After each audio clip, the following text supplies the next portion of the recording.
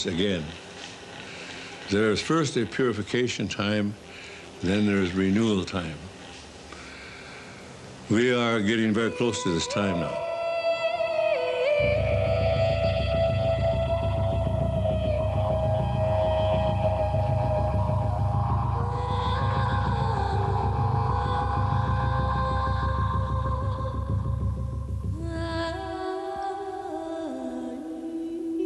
Il y a 5 milliards d'années, la planète Terre n'était qu'une boule rocheuse inerte, suspendue dans l'espace. Il faudra attendre 1 milliard d'années pour que la vie apparaisse. Les civilisations humaines n'existeraient que depuis quelques centaines de milliers d'années. Mais que savons-nous de ces civilisations déjà si lointaines? Einstein a dit un jour que la rencontre avec le mystère était à l'origine de toute science. C'est dans l'univers énigmatique de la mythologie que se cachent peut-être les réponses aux grands mystères de la vie. D'où venons-nous et où allons-nous?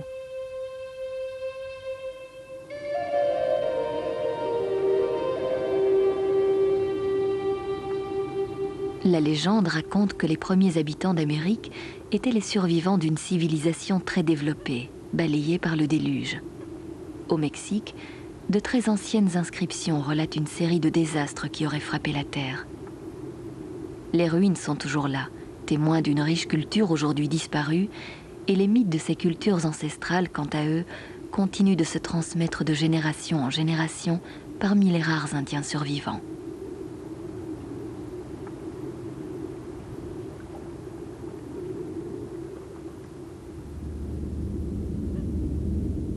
We were told that we would see America come and go. And in a sense, America is dying from within because they forgot the instructions on how to live on Earth.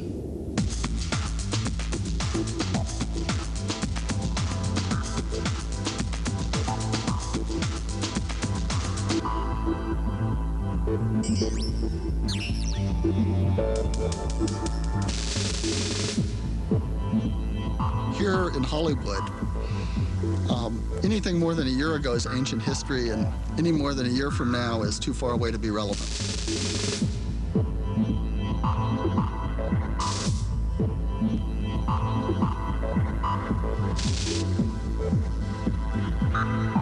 Suddenly the world has become very connected.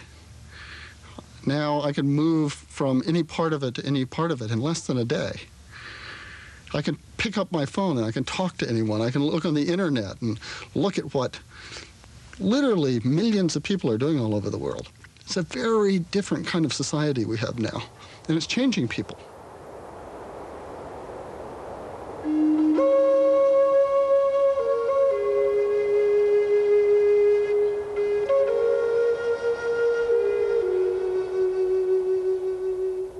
Il y a 20 ans, Charles Lawrence abandonnait une brillante carrière à New York et se faisait adopter par une vieille indienne Hopi, Caroline Twanyama. The elders here on Hopi, they had a vision that somewhere long time ago, call it past lives if you want to, that I had helped the Hopi, that I'd been kind of an outcast from my own tribe.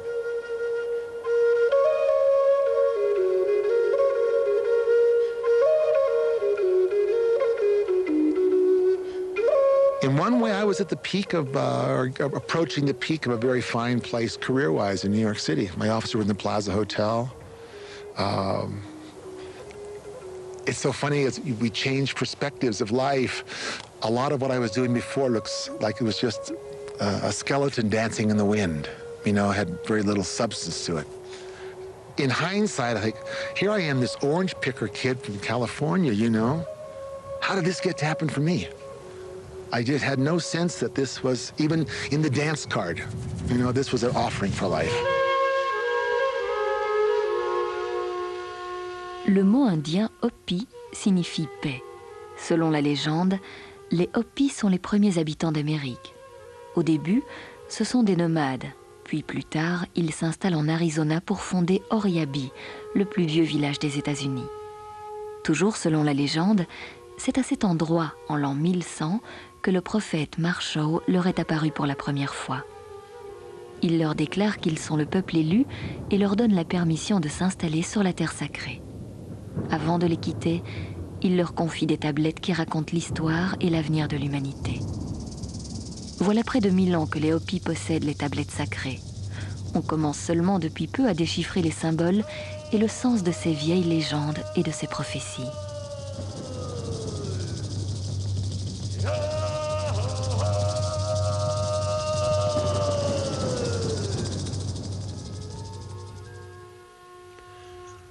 Le premier monde, appelé Tokpella, espace infini, abritait un peuple de 4 races aux couleurs de peau différentes. Chaque peuple parlait sa propre langue et pourtant ils étaient unis et se comprenaient. Mais un jour apparut l'Aveoia, le grand parleur. Il leur fit remarquer leurs races différentes et leurs couleurs de peau différentes. Alors les 4 peuples se divisèrent et se mirent à se battre. Seuls quelques-uns continuèrent à vivre dans le respect des lois de la création. Le neveu du créateur, Sotoknang, vint à eux. Il les conduisit sur une montagne où vivait le peuple des fourmis. Lorsqu'ils furent tous à l'abri, le feu se propagea par au-dessus et par en dessous pour former un seul et même élément en fusion. Tout fut détruit, sauf le peuple élu qui était à l'abri dans les entrailles de la terre. Telle fut la fin de Tokpella, le premier monde. I think all cultures have had stories about the civilizations that they came from and the continuity, in a sense, with the past. I mean, that is, in some sense, what culture is continuity with the past. I think it's a relatively recent thing that we're obsessed with the present. I think so much has happened in our lifetimes that we tend to think of current events as being much more important than history.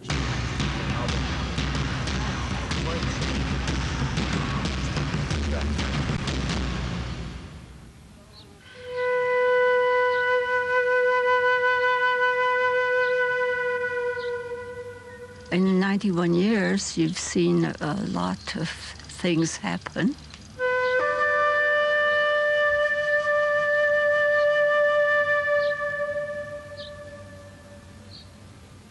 I think that we are in one of the most critical turning points in the life of humanity. And I know that because it is so uncertain and we don't know the future, it's a time of anxiety for many people. I don't think that people have a sense right now what story they're a part of. They sense that more that they're a part of a cataclysm.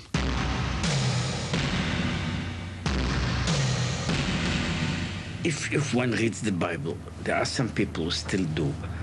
Then in the Bible there is an almost explicit promise. God made a promise that after the flood is not going again to destroy the whole world. So and that is a great, I would say, great relief.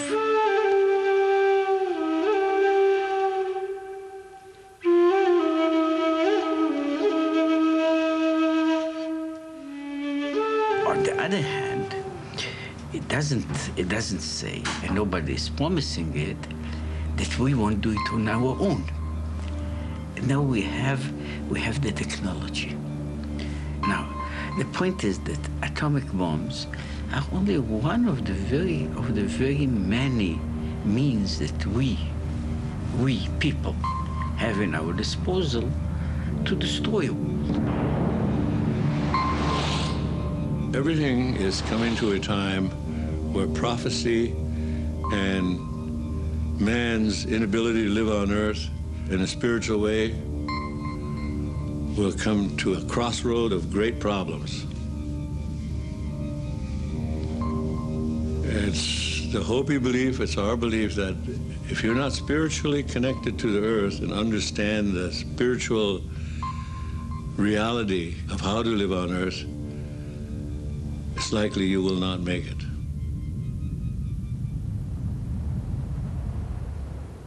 L'arrivée des Blancs en Amérique n'est pas une surprise pour les Hopis. Selon les prophéties de Marshall, des hommes blancs portant une croix viendraient un jour sur leur terre. Ils savent aussi que c'est le début d'une époque troublée qui apportera division, épidémies, guerres sanglantes et morts.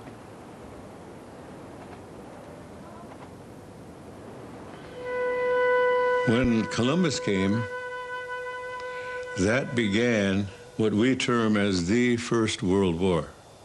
That was the true First World War when Columbus arrived. Because along with him came everybody from Europe.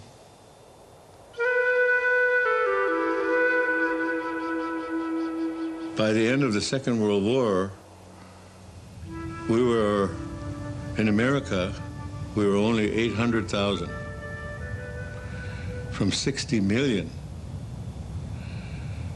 to 800,000. So we were almost exterminated here in America. En 1881, le gouvernement américain décide de parquer les Indiens dans des réserves. Les Hopis perdent 90% de leur territoire. Une fois de plus, les prophéties se réalisent et la fin est proche. Il est écrit que les hommes blancs sépareront les enfants de leurs parents. Toute résistance est donc inutile quand le gouvernement américain impose son nouveau programme d'éducation. Les enfants sont enlevés à leurs parents et envoyés dans des écoles loin de chez eux.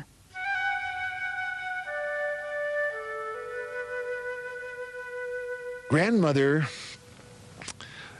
like a lot of native children across the land here, was ripped out of her mother's arms at age 6. She was taken away. The U.S. soldiers came into these villages and without any concern to life or what they were doing, they just snatched children at any age. And they were thrown in boxcars, train cars.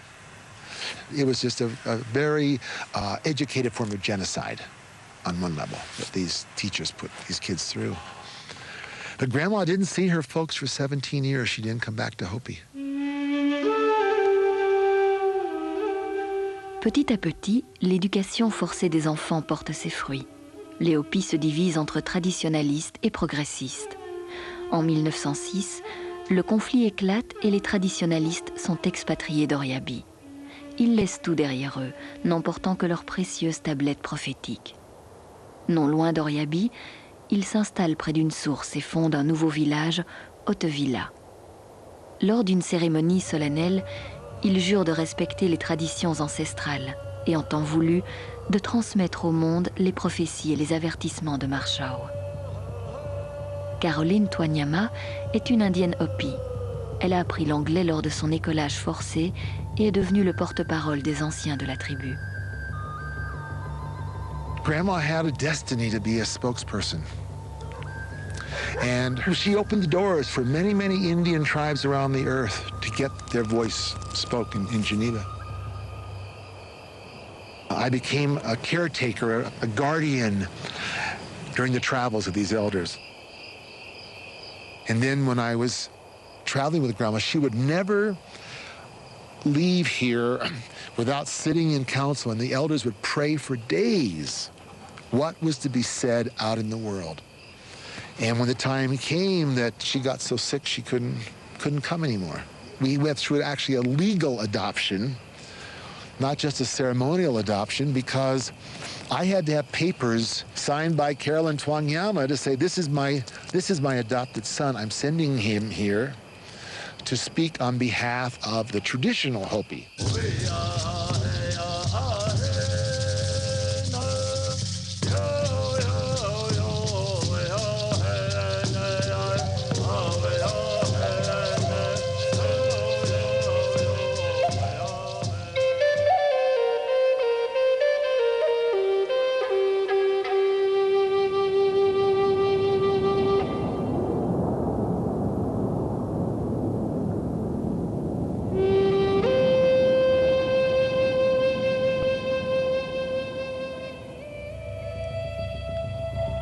Après la première destruction, les survivants vécurent dans le second monde appelé Tokpa, la nuit sombre.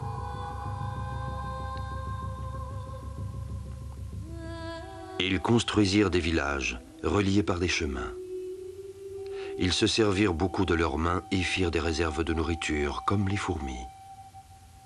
Dans ce second monde, ils avaient tout ce dont ils avaient besoin, mais ils devinrent cupides et commencèrent à se battre. Des guerres entre villages éclatèrent. Sotoknang fit une nouvelle fois appel au peuple des fourmis afin qu'il abrite les quelques élus. Lorsqu'ils furent en sécurité sous la terre, Sotoknang ordonna aux jumeaux sacrés, Pokwangahoya et Palangohoya, d'abandonner leur poste au nord et au sud du monde. La terre perdit alors son équilibre et se mit à tournoyer dans l'espace froid et sans vie. C'est ainsi qu'elle devint un bloc de glace, et ce fut la fin de Tokpaha, le second monde.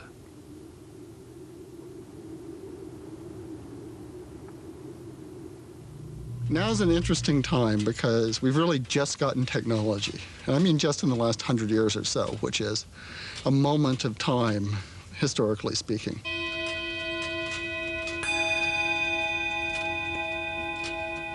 We actually have human artifacts that are 10,000 years old. They're pots, bits of baskets, things like that. So we know we can build things that last 10,000 years. The clock that I'm building is entirely mechanical. I actually have some faith that mechanical technology will be around for thousands of years, so people will be able to understand it and fix it. Whereas it may be that electronic technology, for instance, will just be a passing fad. We really don't know anything about how well electronics lasts over those time periods. One of the questions that comes up when you design a clock that lasts for 10,000 years is, what do you use for the calendar system?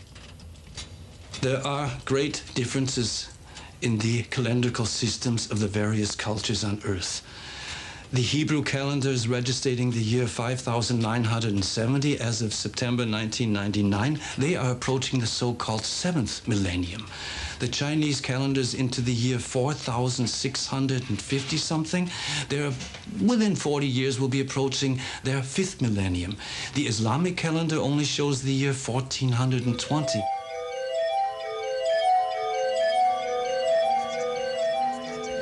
One advantage that ancient cultures had over us is that they watch the stars all the time. If you don't have electric lighting, things like the phase of the moon become very important. There's good evidence that the Mayans got very good at predicting eclipses.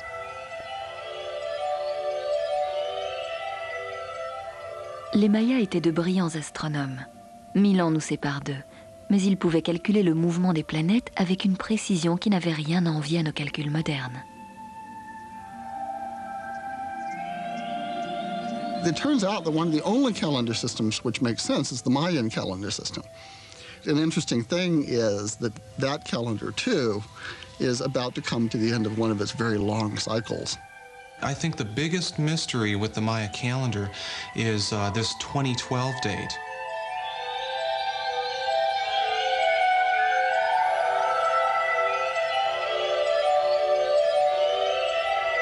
In the Maya long count calendar, there is a large cycle of some 13 baktuns, which is a period of just over 5,000 years. And Maya scholars know that this great cycle of Maya time is due to end on December 21st of 2012. Why did the Maya pick 2012? Why did the Maya pick the December solstice of the year 2012 to end this vast cycle of time? The key to understanding is the astronomical fact that we are living in a time of rare astronomical alignment. This particular alignment that we're approaching happens once every 13,000 years.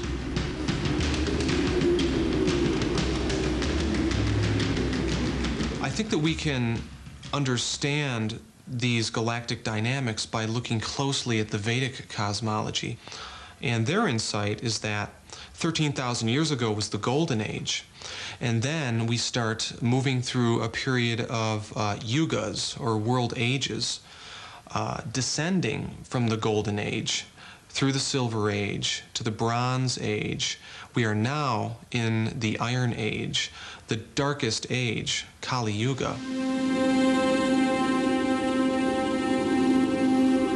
We have been moving further and further into darker epochs, and consciousness has been losing itself into materialism and darkness. We are living in the worst of all possible worlds, in which there is still hope.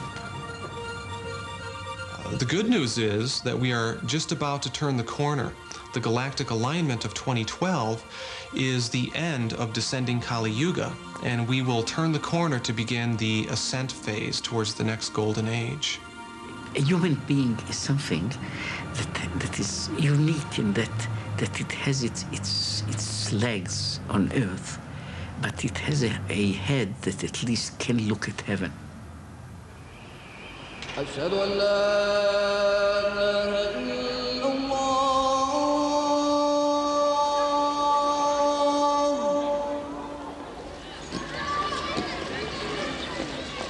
أشهد أن لا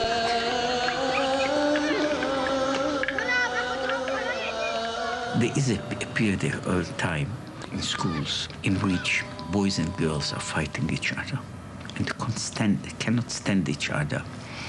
After some time, at least they stop doing it. See, they become interested. Now that is a change of phase. I mean, you are moving from one phase to another. Now, for groups of people, not for individuals, for group of people, to make these changes is a much longer period.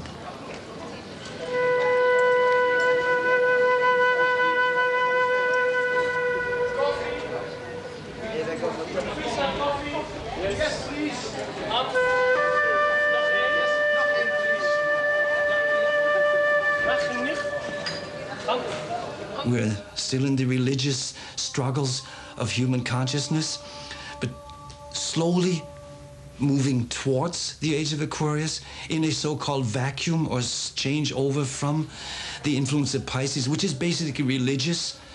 In religion, you cannot have religion without devotee. Most people are not interested in understanding religion, they're interested in devoting themselves to religion.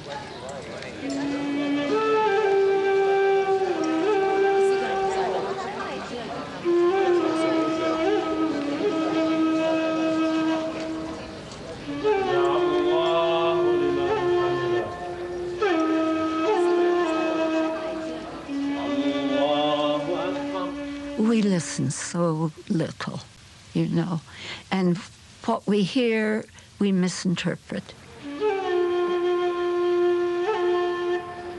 The wars that are going on now are religious wars, really. We don't all have to believe the same thing, but somehow we have to come to an affirmation of each other's belief system. And I think that's one of the things that will begin to emerge.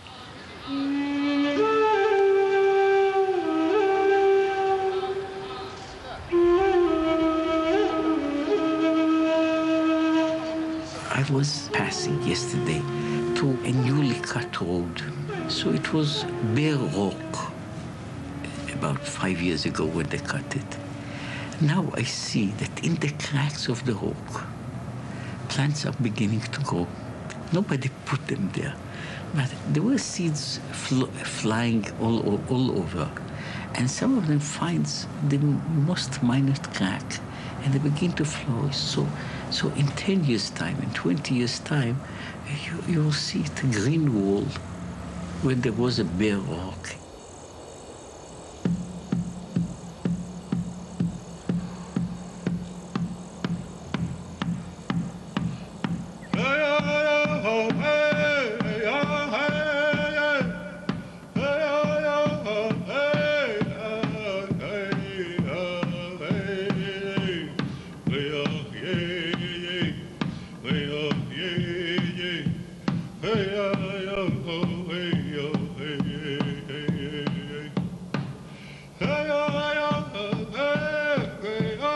Everything is spiritual. Everything has a spirit. Everything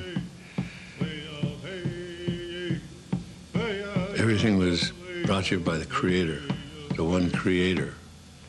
Some people call him God, some people call him Buddha, some people call him Allah, some people call him other names. We call him Tonkashila, grandfather.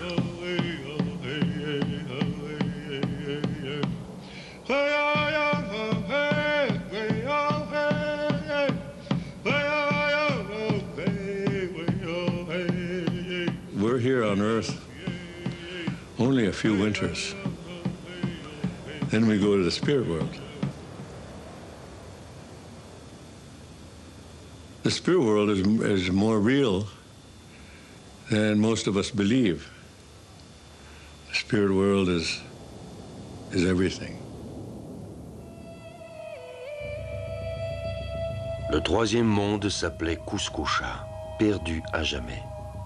Une fois de plus, le peuple s'y installa.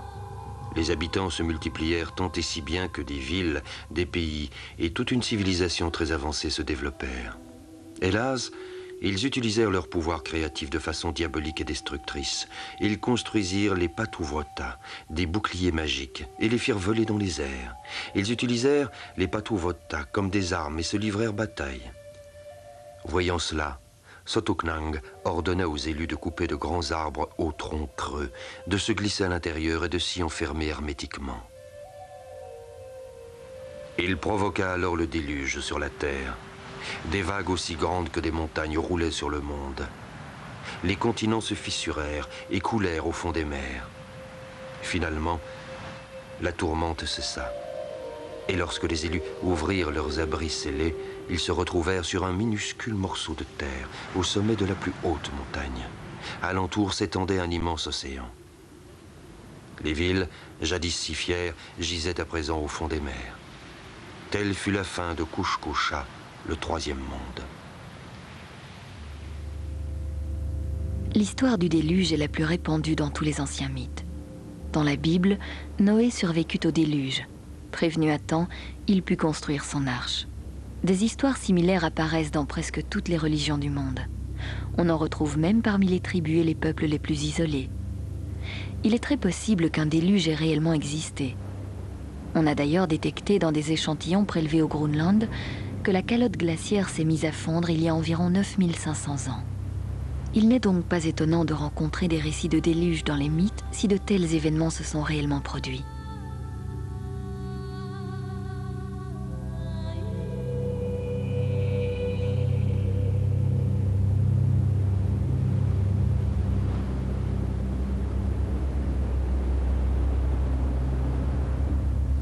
Well, the Maya have a flood myth as well.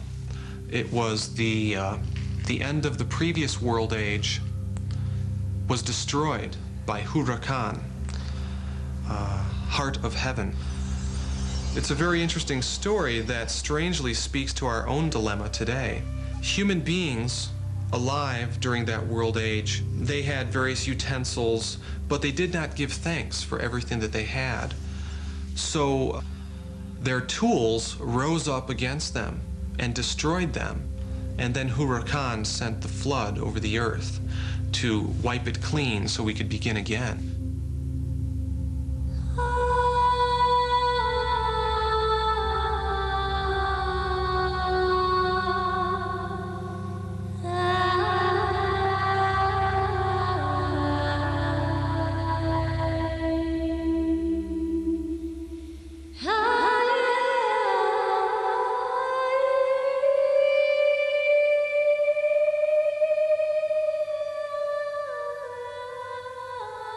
C'est au XIXe siècle que des anthropologues se rendent pour la première fois à Hautevilla. Ils sont fascinés par la mystérieuse mythologie Hopi.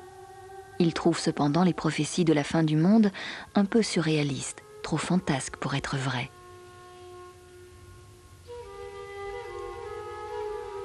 Il y aura des routes dans le ciel. Il y aura des maisons de fer mobiles. Il y aura des voitures sans chevaux.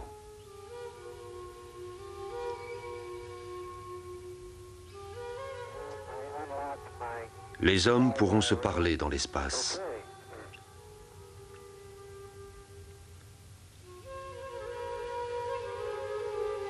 Le corps sacré de la femme ne sera plus respecté et beaucoup d'autres choses seront détournées de leur essence.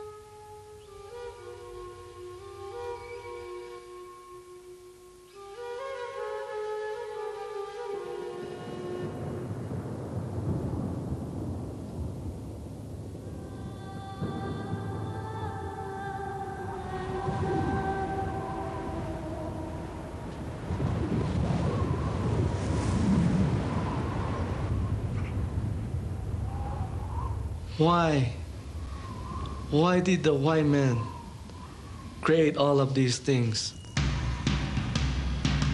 They make all of these trucks, cars, airplanes. We were warned not to have those, no conveniences.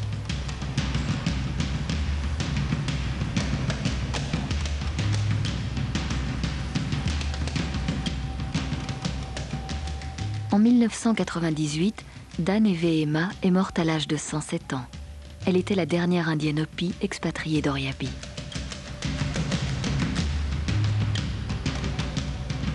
Aujourd'hui, il ne reste que quelques Hopis qui vivent encore selon les traditions et qui essaient de protéger Haute-Villa contre le développement maudit prédit dans les prophéties de Marshall. Ils craignent que la terre ne soit frappée par un nouveau désastre le jour où les derniers Hopis se soumettront au mode de vie des Blancs.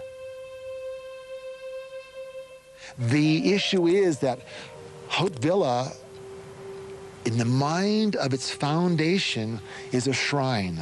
It's a sacred place where the people live in loving concert with the earth. Their lives were meant to be lived in that simple way. They treated the earth in a good way. They treated each other in a good way. That was the very foundation and substance of Haute-Villa. When the government, the tribal council began to push through these so-called improvements of electricity and water, they did not want that. The old people wanted Haute-Villa to be left as this sacred shrine. Manuel Monanga a décidé de préserver l'héritage de ses fiers ancêtres. En retrouvant le mode de vie originel des Hopis et en le transmettant à ses enfants, il espère conjurer, ou tout au moins retarder le grand chaos. I decided to give up my truck. And I quit my job too, because I believe in him. And now I'm into building a stone house. And it's almost completed. So I can live simple life.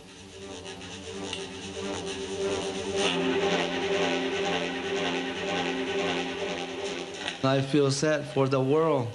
There's a lot of people in the world that's gonna get hurt. But they won't listen to me. So things are getting worse out there.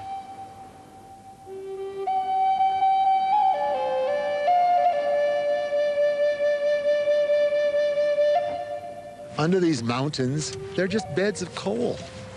And this coal is being sluiced with millions of year-old aquifer under the land here.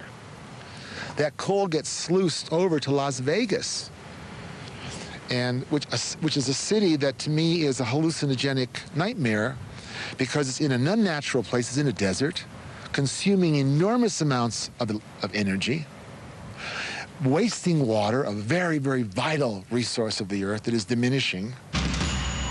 And it's a place to just go hallucinate.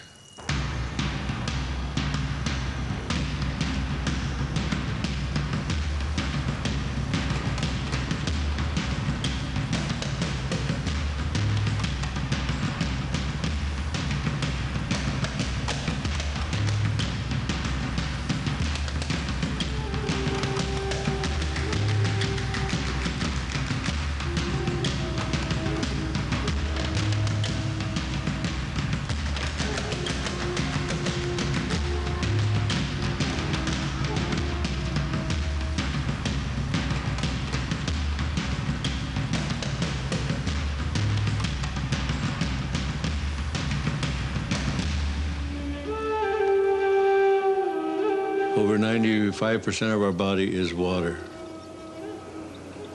And in order to stay healthy, you've got to drink good water. When the European first came here, Columbus, we could drink out of any river.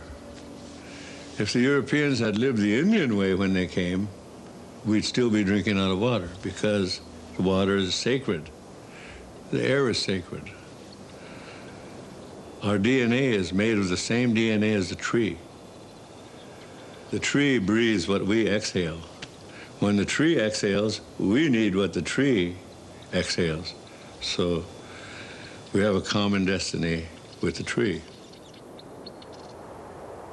We are all from the earth.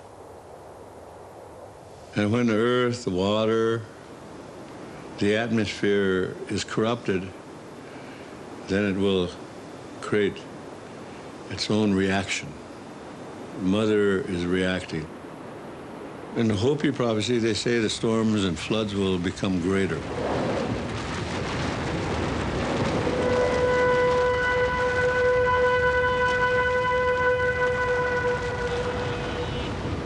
Well, I think the hurricanes and the earthquakes and the volcanic action is part of the reaction of the earth.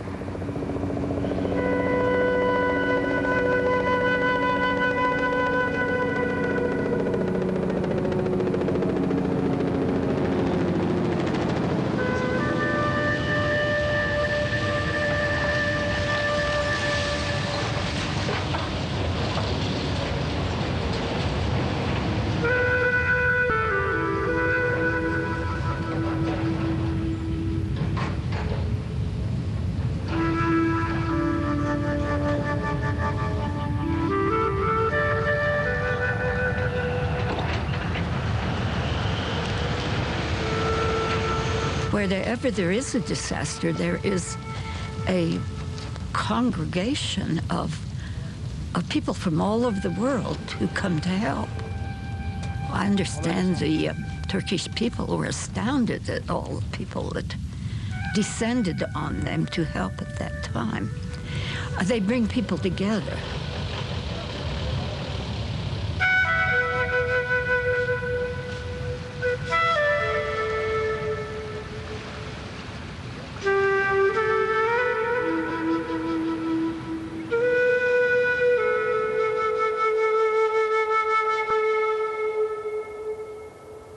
To me, it's not a negative thing to know that there will be great changes. It's not negative. It's evolution. When you look at it as evolution, it's time. Nothing stays the same. Depuis que Darwin a écrit « De l'origine des espèces », les scientifiques sont convaincus que l'homme descend du singe. We always say, that might be your ancestor, but it's not our ancestor. He is a relative, but not our ancestor. Alors que les archéologues cherchent toujours le chaînon manquant entre le singe et l'homme, des découvertes sensationnelles ont été faites, prouvant que l'homme vivait déjà sur Terre il y a des millions d'années. À l'Étoli, au nord de la Tanzanie, on a retrouvé des fossiles d'empreintes de pieds. Dans le Nevada, on a découvert les restes fossilisés d'une sandale. Cette découverte étrange, qui montre clairement la ligne d'une chaussure, est datée de plus de 5 millions d'années. Ces découvertes sont difficiles à expliquer, mais après tout, peut-être est-il vrai que des créatures dotées d'intelligence ont foulé le sol de la Terre des millions d'années avant nous. If we look at the evolution of civilization throughout the millenniums, the billions of years, our present civilization is called the fifth root race. There is a very strange name attached to it, which unfortunately was perverted by the Nazis. It is called the Aryan race. The race before it, the fourth root race, was called the race of Atlantis.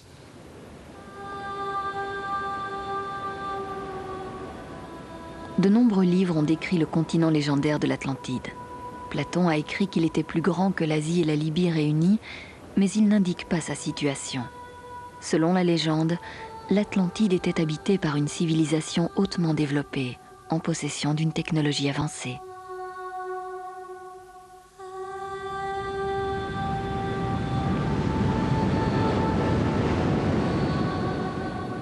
Suite à un terrible tremblement de terre, l'Atlantide s'enfonça dans l'océan et les quelques survivants s'enfuirent sur d'autres continents.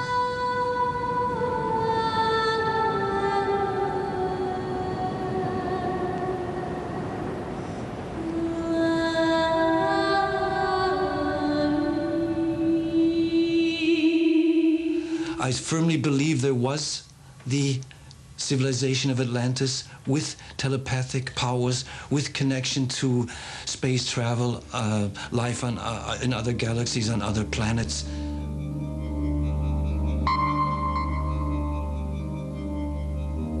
Si les survivants de l'Atlantide ont fondé les civilisations de l'Égypte, de la Grèce antique et d'Amérique, on peut évaluer le niveau de leurs connaissances astrologiques et mathématiques en étudiant les mystérieuses pyramides d'Égypte et du Mexique.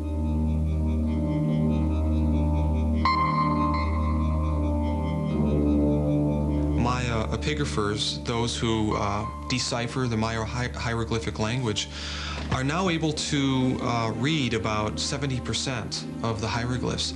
And it's telling us a great deal about Maya culture.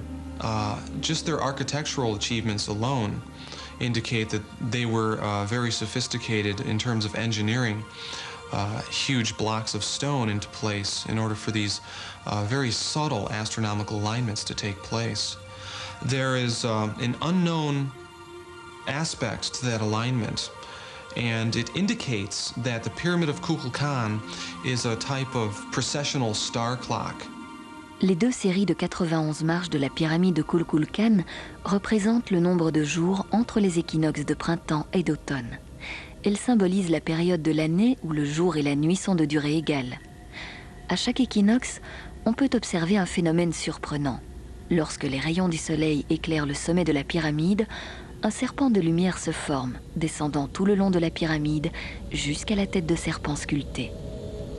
The ancient Egyptians and the ancient Vedic cosmology and many other native indigenous belief systems seem to have understood and prophesied about the times when these alignments would be taking place.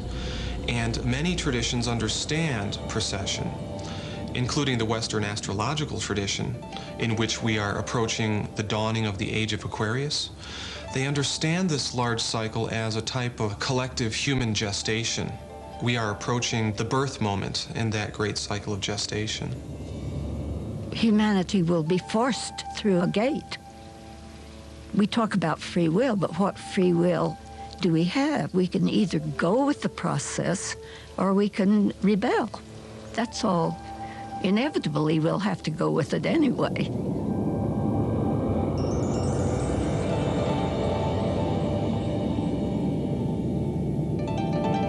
It's not surprising to me that the stories of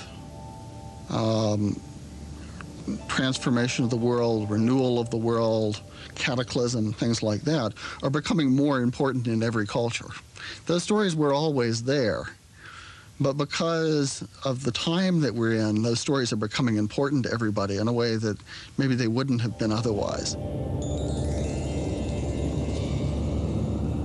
We are the anthropologists constantly studying the white man, the European. If they could see themselves through our eyes, they would see the ridiculous sides, they would see the feudal sides, they would see the mistakes. There is a great conflict building up.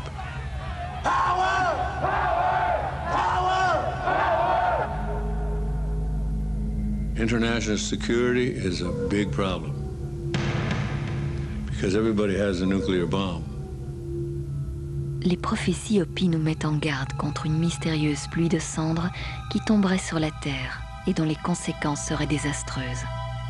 Quand viendra ce jour, les Hopis devront accomplir la tâche qui leur a été confiée par Marshall il y a 900 ans. When the atomic bomb was dropped, they knew it was time. They had to come forth because forces of evil and destruction were being unleashed upon the earth.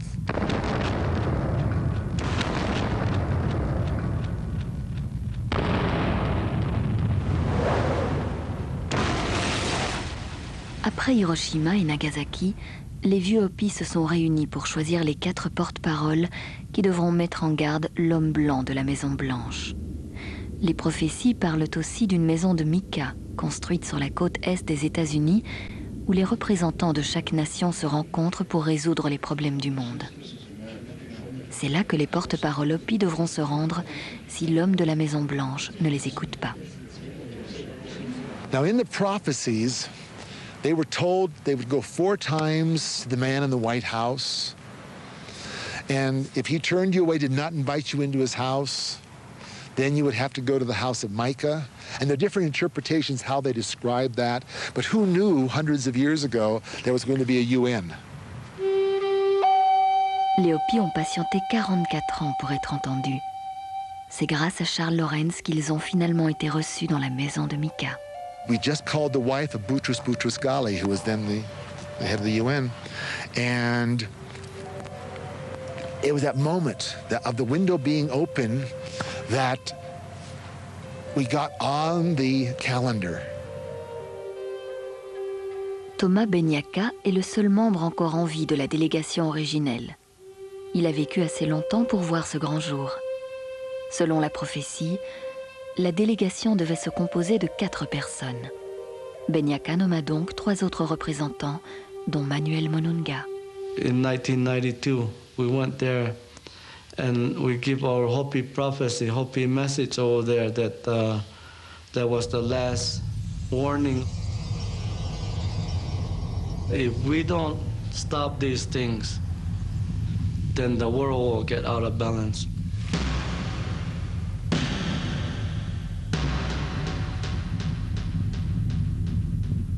But very, very few people showed up to witness. Very few countries represented. And on one hand, it was a shame, but they got in and they stood in that place and told their story.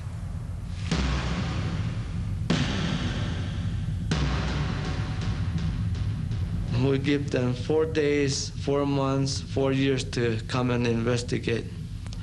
But it didn't happen. They didn't come.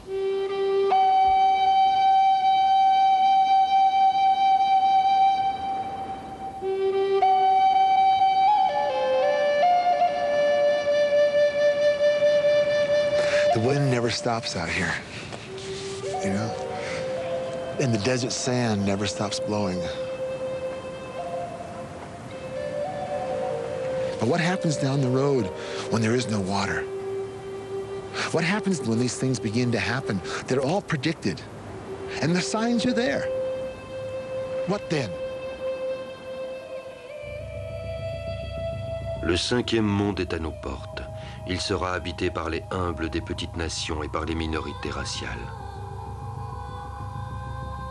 On peut lire tout cela dans la terre elle-même. Les semences de plantes des anciens mondes commencent à sortir. Ceux qui resteront à l'écart des divisions idéologiques du monde seront prêts à vivre dans le 5e monde. Quelle que soit leur race, ils ne feront qu'un. Ce moment n'est pas loin. Il viendra quand le Sakwashusha Kachina dansera sur la place, représentant une étoile bleue qui apparaîtra bientôt. I think we can be of great help in this crisis. Awareness is so important, and the awareness that this is a crisis, but and a turning point, a shift, but also a tremendous opportunity that we're entering an entirely new cycle, and all that we can take into it is the best of the old and let the rest of it go. I'm very optimistic and enthusiastic about what will come. I think things will be very much different. But I know that we can handle it. We can all handle it because we have to. That's my feeling. I think people will pretty soon start making a mental shift. They'll stop feeling like they're at the end of something and start feeling like they're at the beginning of something. And that's what I want to be a part of.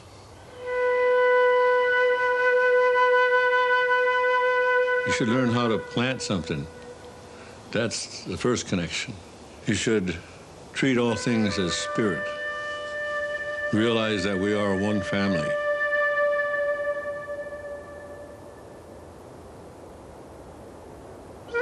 It's never something like the end. Just like life, there is no end to life.